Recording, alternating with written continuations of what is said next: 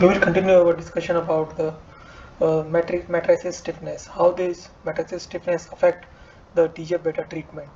In the previous video, we have discussed these results on NMuMG cells, which is epithelial cells.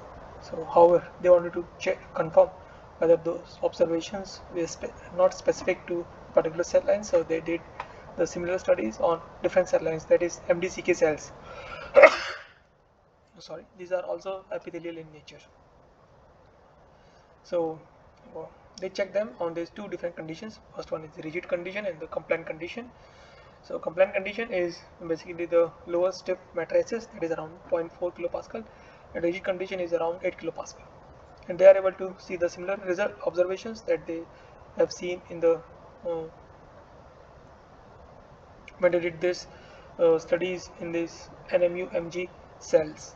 That is, in the rigid cell lines, they are able to see the TGF-beta effect, that there is a change in the morphology and the cells are more elongated in nature compared to the case of compliant, where cells remains similar even after TGF-beta treatment. And when they check the EMT markers, that is, here they have shown the results for this E-Cadherin markers, epithelial markers such as E-Cadherin and ZO-1, and those delocalizations can be seen in the TGF-beta treatment, indicating that there is a shift occurring from epithelial to mesenchymal, or EMT transition is going on. Whereas in the case of compliant matrices, where stiffness is around 0.4 kilopascals, they do not see any delocalizations of this epithelial markers, that is E-Cadherin, and also they do not see any change in the morphology. This cell remains almost rounded in shape. Thereafter, they also checked whether this TGF-beta will cause apoptosis in this compliant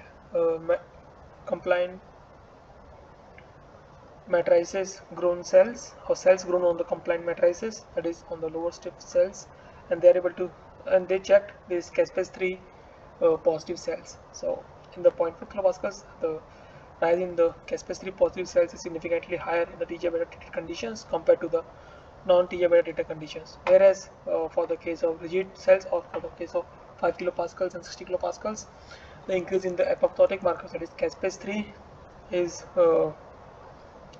very low or is not statistically significant. It can be seen in this panel B. So these results are in line with the results that they have observed for NMuMG, which shows that this TGF-beta, which shows that this matrices stiffness plays a role towards this TGF-beta treatment, in a way that at lower stiffness, this TGF-beta treatment will cause more apoptosis of the cells than EMT transition. Whereas as the stiffness increases, there is a switch that is observed, and in the rigid matrices, they are able to see that effect of TGF-beta is more dominant towards this epithelial to mesenchymal transition, whereas it is less dominant towards triggering apoptosis. These results are shown in this figure for MDCK cells, which is also epithelial in nature, and in the previous video we have seen the results for the NMuMG cells. They are epithelial in nature, and they are also derived from the mouse. So this indicates, and the TGF-beta treatment that is done here is for the 48 hours, after which they check these markers, or the epithelial markers, and for the control they use the BSA treatment.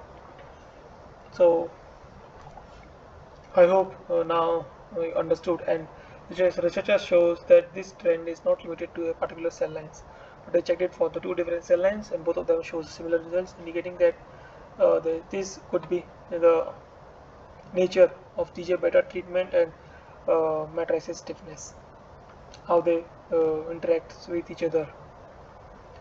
I hope you understood the results that are presented in this figure, and if you need to understand more about these experiments in detail, that is, and wants to go through the supplemental figures, then you can go through the reference that has been provided in the description.